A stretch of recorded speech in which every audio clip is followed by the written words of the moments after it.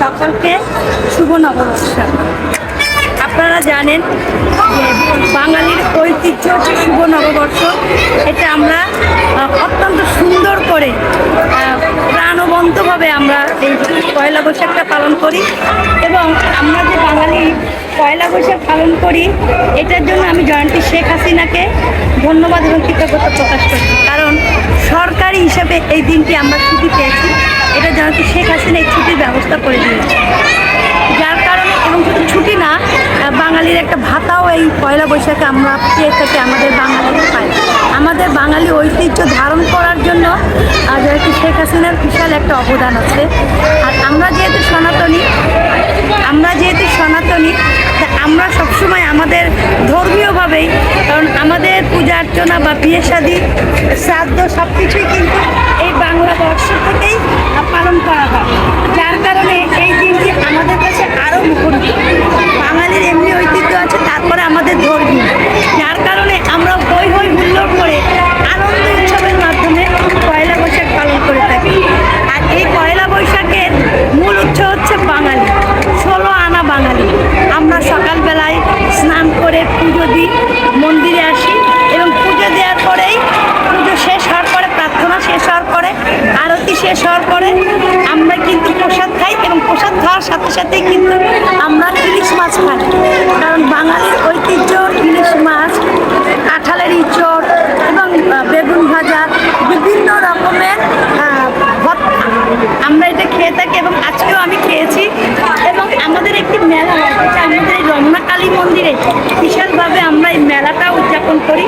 এবং সাধারণ মানুষজন, ঢাকার যারা আছে প্রাণ কেন্দ্রে, তারা কিন্তু সকলেই মিলেমিশে একাকার হয়ে এই রমনা কালী মন্দির বা রমনা পার্কে আসে।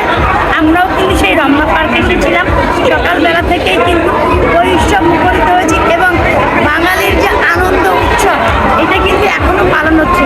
তবে হ্যাঁ, আগে যেভাবে আমাদের বাঙালি উৎসবটা পালন হতো, আমরা বিভিন্নভাবে রাষ্ট্রীয়ভাবে একটা বাঙালির উৎসব পালন হতো, এটা জয়ন্তী শেখ হাসিনার আমলে আমরা বিভিন্নভাবে স্বীকৃতি পেয়েছিলাম, যেটা এবার হয়নি।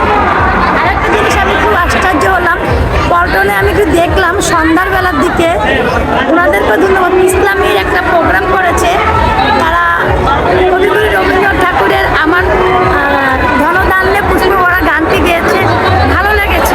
তারাও যে অভিনয় হোক, নাটক হোক, তারাও যে পয়লা বৈশাখে কবিগুরু রবীন্দ্রনাথের গান গেয়েছে মিউজিক ছাড়া, তারাও যে বাঙালি হওয়ার চেষ্টা করতেছে। কারণ তারা তো আসলে বাঙালি ছিল না, তারা হচ্ছে পাকিস্তানি, এবং তারা সর্বক্ষণে কিন্তু পাকিস্তানকেই সাপোর্ট করে। এই মৌলবাদীরাও কিন্তু দেখলাম কবিগুরু রবীন্দ্রনাথ ঠাকুরের গান গাচ্ছে মিউজিক ছাড়া, ধনধান্যে পুষ্পে ভরা আমাদের এই বসুন্ধরা। ভালো লেগেছে নাটকের মাধ্যমে যে তারা অভিনয় করে গান গাচ্ছে, বাঙালির ঐতিহ্য পূরণ করার জন্য চেষ্টা করতেছে, বাঙালি হওয়ার চেষ্টা করতেছে। এটা আসলে খুব ভালো লাগছে। আমরা খুব আশা করছি জয়ন্তী শেখ হাসিনা কবে আসবে, এবং জয়ন্তী শেখ হাসিনা আসলে আমরা যে এই যে উৎসব মুখরিত পার্বণগুলো আমাদেরকে মনে করে দেয়। আবারও বলছি, এই পয়লা বৈশাখে আমরা যে আজকে অফিস আদালত কোর্ট কাছারি কোথাও গেলাম না, একটি ছুটি পেয়েছি। এই ছুটিটা কিন্তু জয়ন্তী শেখ হাসিনা দিয়েছে। এই ছুটির কারণে কিন্তু সকাল থেকেই আমি প্রত্যেকেই আমরা কিন্তু বলতে পারছি যে পয়লা বৈশাখ এসেছে, এলো রে পয়লা বৈশাখ। প্রত্যেকে মিলে আনন্দ উৎসবে বাঙালির ঐতিহ্য পালন করছে। আপনারা দেশকে ভালোবাসুন, বাংলাদেশকে ভালোবাসুন। যারা বাংলাদেশকে ভালোবাসে না, যারা পাকিস্তানকে ভালোবাসে, তাদেরকে আপনারা বয়কট করুন। কারণ একমাত্র বাংলাদেশ জাতির পিতা পূর্ব পাকিস্তান থেকে বাংলাদেশ এনেছিল শুধুমাত্র এই বাংলায় কথা বলার জন্য। আমার মা, আমরা মা বলতে পারছি, মা, মাতৃভূমি, সব কিছু বাংলায়। আমার সোনার বাংলা আমি সবাই ভালোবাসি। এই বাঙালির ঐতিহ্য বাংলা ধারণ করার জন্যই আমাদের একটি দেশ জন্ম হয়েছে, যে দেশের নাম বাংলাদেশ। এবং এই বাংলাদেশটি ছিল মূলত হিন্দু, মুসলিম, খ্রিস্টান, বৌদ্ধ সকলে। এখানে বাংলাদেশটা মানেই হচ্ছে ধর্ম যার যার, রাষ্ট্র সবার। তাই আপনারা আসুন, আমরা আবার জাতির পিতা যেভাবে জয়ন্তী শেখ হাসিনা যেভাবে পয়লা বৈশাখ পালন করতো, বাংলাদেশের সকল উৎসব মুখরিত এবং সকলকে মিলে, হিন্দু, মুসলিম, খ্রিস্টান সকলকে